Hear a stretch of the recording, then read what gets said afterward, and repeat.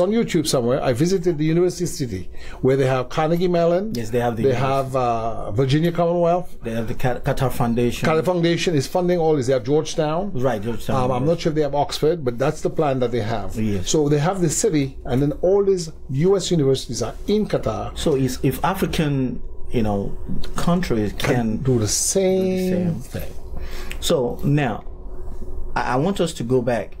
I want you to backtrack for me a little bit, because I want you to focus more on the U.S.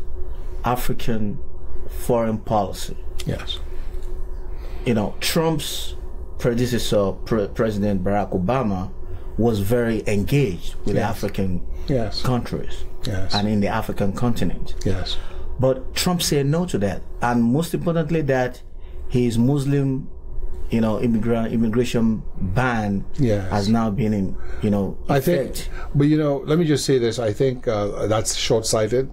And you have to understand the beauty of the United States. The United States is not a perfect country, but is that at least there's a division between the executive branch, judicial branch, and the legislative branch. So you see that he brought out his policy, and so far at the judicial level, it's been denied on several occasions. That's wonderful, because basically the court's basic response was that was prejudicial. True. The United States Constitution permits freedom of religion, right? And they saw it as a abridgment, or an infringement rather, of that right, freedom to religion. That you're targeting a particular religion to exclude, or people from particular countries where Islam is practiced, to exclude them. The courts were able to assert their independence, and that is good for the United States. So, as a lawyer, yes. So, what is your take? My take is exactly what the court said, that you cannot, we're all concerned about terrorism, but you cannot just blanket condemn a whole religion, because all you do actually is help the terrorists, because now people can look at it and say, oh, you're a prejudiced person. Look at what you're doing. And I think the courts were very wise. He has to narrow the scope and say, I have actionable evidence that people from this particular location are engaged in plans that are contrary to the U.S. national security, and deal with it on that basis. But when you just make a blanket statement against Islam, all you do is you create sentiments that are antagonistic and tensions between Christians and Muslims that leads to no good end. And it's unnecessary. Oh, totally unnecessary. In fact, it's, I believe, contrary to U.S. national security interests, because the majority of people in Islamic countries do not support Al-Qaeda. The majority of people in Islamic countries do not support ISIS. Likewise, the Quran does not support their doctrine, whatever ISIS stand for, and whatever, ISIL stand for. The Quran does not support that. It's almost as if you're saying that average Christians support the Ku Klux Klan. The Ku Klux Klan's symbol was what? The burning cross. Yes. The burning cross. Are you going to blame Christians and say, I'm not going to let Christians come into any country because you know what? The Klan, is a Christian organization, and they're an extremist organization, so all Christians are extremists. I think that's simplistic in the extreme. Thank you, Mr. Christian. And as an attorney, I want to push you a little bit on what is going on now in the Middle East. Yes. Between the Emirates, UAE, Qatar, Saudi Arabia. Yes. What do you have to say to that? Well, it's very unfortunate, first of all, that the Arab brothers and sisters are divided. I have been to Qatar as a guest of Sheikh Hamoza and Sheikh Al Thani, and I've been to Saudi as a guest of the royal family, Princess Madari, in 2010. We went to Riyadh. They wanted to set up a non-profit here for education, and I've known Colonel Al-Rakaf, the Major Al-Rakaf at the embassy. Because one of my clients is an Emir Sheikh Salim Diaby, who's fluent in Arabic, and he used to do the Hajj for the embassy. So they knew him, and he gave them my information, and I was happy to have been there. And I think the future of the Gulf, the future of the Arab world, requires a degree of diplomacy that avoids confrontation, because one of the things that you see happening is where the Arab world cannot unite on principle that focuses on non-interference in the internal affairs of the respective countries and cooperation, then you find this sort of civil war as between Saudi Arabia and Yemen, and within Libya you have maybe Qatar supporting one side, in Egypt and Saudi supporting the other side. And in Syria, we see America supporting one side, Russia supporting the other side. And who's suffering? They say the Ummah, the people in the street, right? The ordinary person of Muslim persuasion. They're the ones who are suffering. Their country's been destroyed. The infrastructure has been destroyed. The cities, Aleppo, the history, Palmyra, the crime, Mosul. That mosque has been there for 1,000 years, destroyed. It's just, when I look at it, I say to myself, people are not thinking. They've gone mad. So the fact is, whatever Qatar may have done, I think I think they can make criticism also of Saudi Arabia. I think they need to find some. And they can make criticism of United Arab Emirates. Absolutely, because in those countries there are people who supported extremism as well. One can make criticism of the United States. When I was in at Georgetown University Law Center, the first war was coming out, the first Gulf War. I'm supposed to be studying for my bar exam. I found myself downtown in a demonstration against war. It's not because I agreed that Saddam Hussein should have gone into Kuwait, but I felt that we had to give the United Nations a little more time. We should try to get him to withdraw, because I felt that once the war started, it would open up a Pandora's box, and it would lead to endless war in the Middle East. Our worst fears have come to pass. Since that war in 1991, that area of the world has been in constant turmoil, and as a result, you've seen the growth of extremist organizations like Al-Qaeda, ISIS. Sometimes we need to be able to find non-lethal means to resolve conflict. We have to find ways other than military expeditions to end conflict, because when you sometimes embark on a military expedition, as in the case of the United States and the Western powers, to evict Iraq, justifiably so in the degree, from Kuwait, and then you create a vacuum, then the nature abhors a vacuum, then all kinds of things can happen that are unintended. There can be what you call unintended consequences.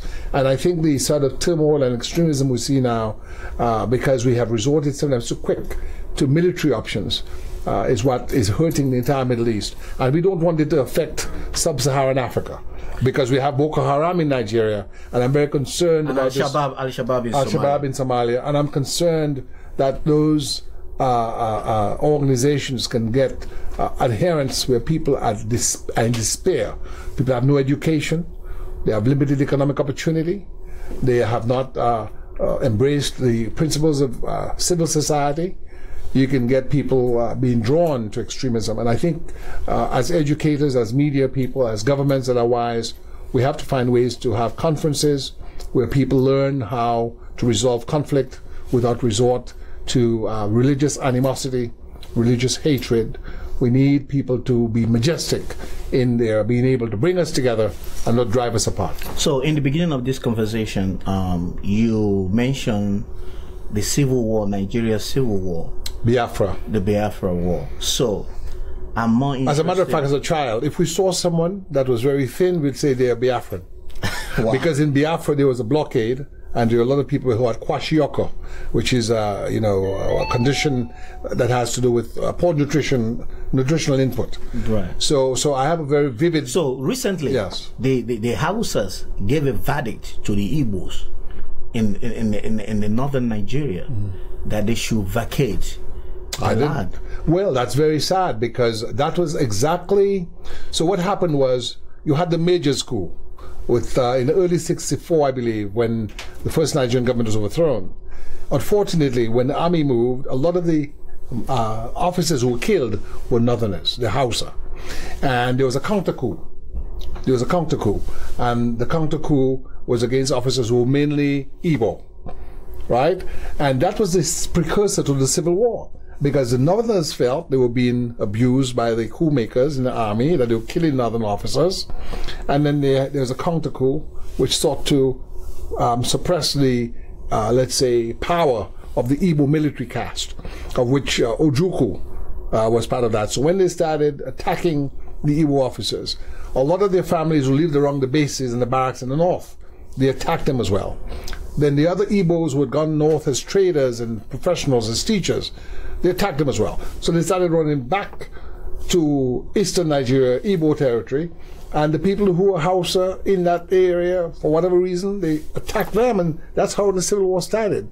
And I think we need to learn our history and understand our history, and not get into such sort of behavioral patterns that instigate the old divisions. So you mentioned that mentality of Biafra should be forgotten. I believe it is time for one Nigeria, it is time for one Africa. I mean, we can maintain our dignity and identity, but within a greater whole. Here you have United States, you have people who are Irish American, people who are German American, people who are Jewish American, people who are African American, but we still live and work Hispanic American, Native American, Asian American, but we go to the same schools, we go to the same restaurants, we go to the same universities, same malls, and we're not busy saying, you get up from here. What if the Native American says, all the people who are not here for past 1,000 years, go back to Europe, go back to Africa? Where would we be? I mean, we're in a world that's global, where people have moved, and I believe we need to be able to live together under a rule of law regime where we don't appeal peacefully. We don't appeal to racial and ethnic and religious animosity, because that is counterproductive.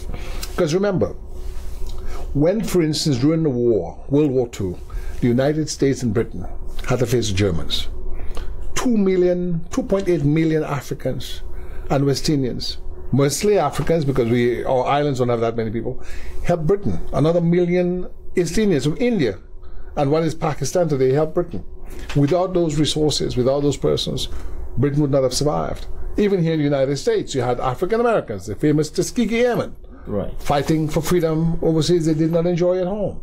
So if they had allowed themselves to be taken by appeal to racial and ethnic animosity, they'd have not given their support to the freedom struggle. Similarly, in societies that are settled, where people can open a mosque, open a synagogue, open a church, what you have happening is that society is more attractive, and people will visit, invest, and settle in that society. Societies where people are fighting over religion, burning churches, burning mosques, burning synagogues, hanging people because they're Muslim, hanging people because they're Christian, cutting off their heads. Who wants to visit that society? Wow. Nobody wants to visit that society. You don't hear of any cruise ships going to those societies. You don't hear of any tourism in those societies. Nobody wants to go take a vacation there. People go to countries where people have learned how to resolve their differences peacefully. You go by the beach, you take a little drink, you go to the park, you take pictures, you go by the monument, you take a picture. But if you're in a society where people are blowing up monuments, because that monument was built by a guy 1,000 years ago who was not on my side, and then he would blow up your monument, which was built 1,000 years ago because he's not on your side. Where are all our antiquities? Where are our museums? All of these things are tourist attractions that people from all over the world want to visit and see. So we have to look at this whole Igbo Hausa schism in a more universal, humanitarian, intelligent light. If we just give in to our passions, if we give in to our hates, every time there's an issue, we appeal to that base instinct, then that becomes very, what you call, backward thinking. If, on the other hand, we can understand the history and the hurts of the Nigerian Civil War of 1967-70, we can then build a better Nigeria and a better Africa. Because tribalism, tribal hatreds, divide and rule, always allow for greater powers to come and rip off your resources. So while you're busy fighting each other, they are taking your resources. So, congratulations, Mr. Christian. You was recently honored the GSCE, which is in the highest national, award in Ethiopia. How do you feel about that? Oh, I feel great about it. For 23 years, we've worked very hard for Ethiopia and Africa. We've been servants of the Crown Council. Prince Selassie now is looking to bring clean water to Ethiopia and other parts of Africa through the Argonaut system. The Argonaut system was developed by NASA technology. When the space explorers are in the shuttle, they can't bring water to them every week, to bathe and to drink. They have to recycle their water, and it's a very good machine because a lot of the parasitic organisms like worms and other bacteria elements that are to be found in stagnant water pools that are in villages creates health problems in African villages. So if we can get clean water systems, we'll improve healthcare. If we can improve healthcare, we have better results in educational opportunity, because people are now healthy, they're energetic, they're not falling asleep, they're not sick. They can now be able to absorb the education that we are going to put forth for them. And so it all starts with healthcare. If you don't have a healthy population, you cannot have an educated population, because health and education are inextricably linked. So these are the kind of projects that Prince Ermias Haile Selassie, the grandson of Emperor Selassie. I spoke to him the other day. Yes, these are the things that he has been able to pioneer with General Gregory Copley of the Strategic Services Organization. So the Crown Council and ourselves have worked well together, and our law firm, Mr. Christian, certainly great support. We are happy to know that we're making our own little contribution to the onward march of African civilization.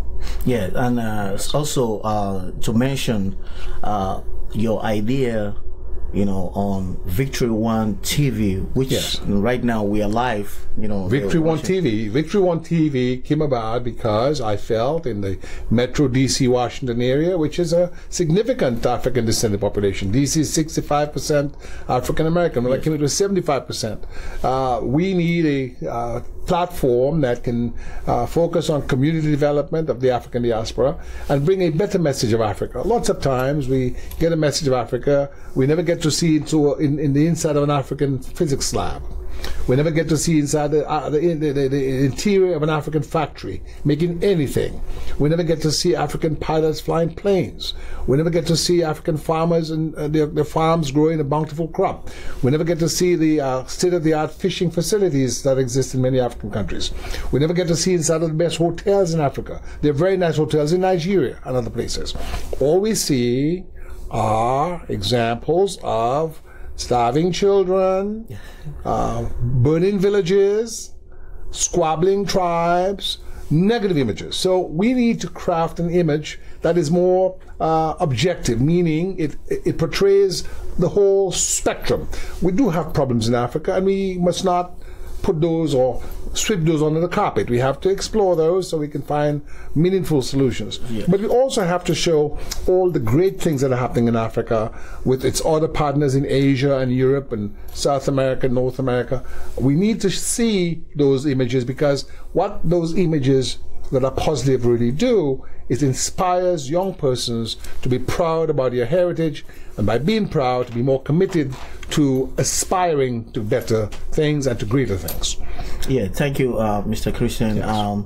We'll continue on this show to explore partnership with Victory One TV and Central Africa Broadcasting Corporation and Central Africa Broadcasting Network Corporation. Because the fact of the matter is, we are on the same page, and that's why we've entered today, the 28th of June 2017, the strategic alliance. Yes. So working together, the two brothers who, a couple hundred years ago, yes. Abdul, we may have been on the beach talking, and someone grabbed me, yes. took me over to Brazil, they grabbed you, and they took you over to Jamaica. Right. But here we are. Here we are. Here we are together. Yes. It's nice, talking to you today. Yes. And I want to thank you, once again. I want to thank, our team here, my brother Feliciano, Don, he's behind the camera. He's doing a wonderful job. Yes, indeed. And our sister Sanders. Sister Sanders. That's right. From Columbia University. Yeah, Monique Sanders.